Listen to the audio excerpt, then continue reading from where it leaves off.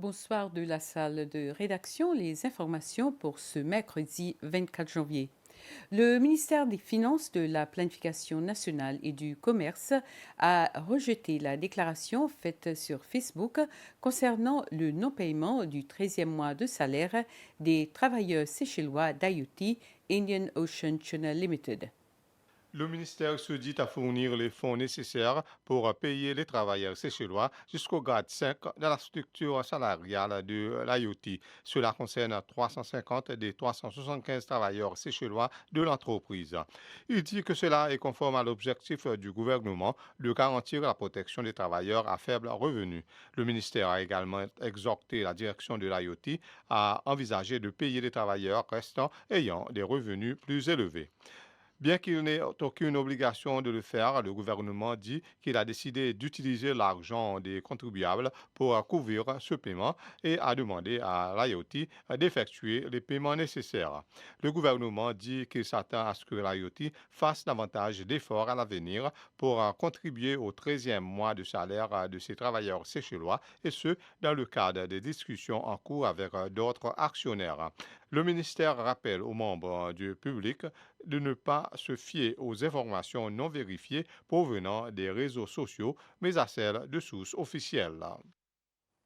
Le président Waverham Callaghan a effectué hier des visites d'une journée complète dans des lieux clés de Pralin et de la digue. Il était accompagné du vice-président Ahmed Afif.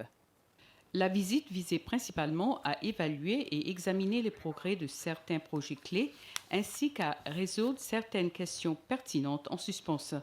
À Pralin, la délégation a visité les régions où l'érosion côtière affecte gravement le littoral et a partiellement endommagé les routes.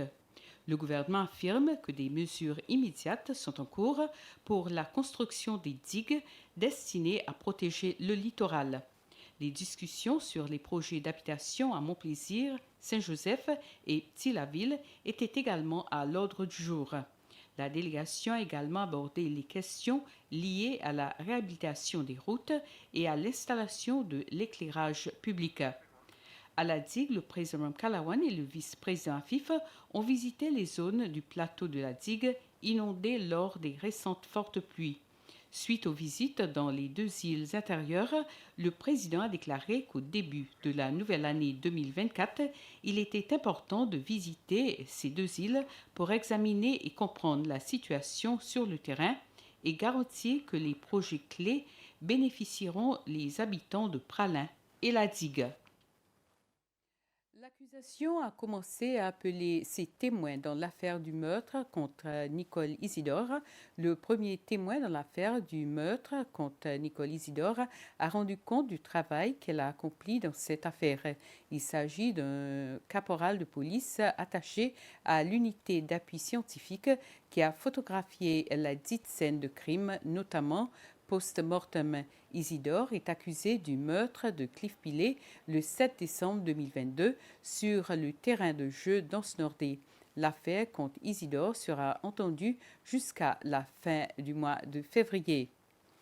Et 21 enseignants et d'autres responsables du ministère de l'Éducation ont participé ce matin à un exercice de don de sang.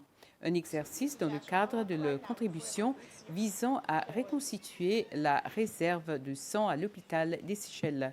Leur geste coïncide avec la journée mondiale de l'éducation célébrée sous le thème Apprendre pour une paix durable. Était présent pour soutenir les enseignants et autres responsables le secrétaire principal au développement du secteur éducatif, John L'Espérance, le chef de la direction de l'Agence des soins de santé, Dany Louange, ainsi que la technologue en chef du centre de transfusion sanguine, Joanne Michel. Elle a déclaré que le stock de sang de la banque sanguine était très faible et elle a lancé un appel à davantage de dons de sang. Voilà, c'était le flash. Merci de l'avoir suivi. À plus.